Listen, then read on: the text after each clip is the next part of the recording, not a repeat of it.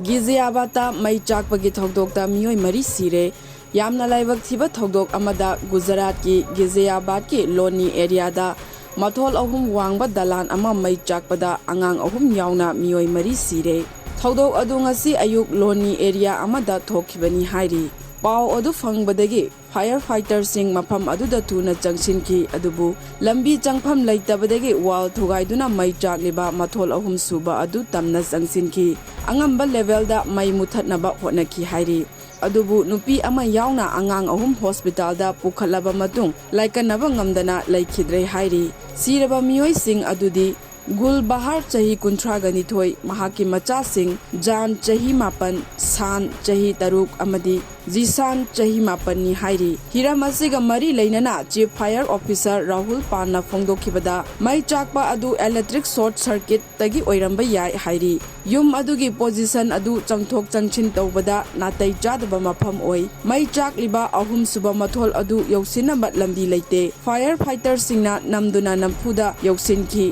firefighter singna namduna nampuda yausinki aduga yum aduda leiramba Meoi sing kallaga puthoraki Nungsit kanna sitpa aduna Mei muthatpada khudong chadaba mayoknaki firefighter singna thongna phana Meoi sing adu kannaba hotnarabasu nupi ama yauna Meoi mari kanba ngamkhidre haina chief fire officer aduna makha taki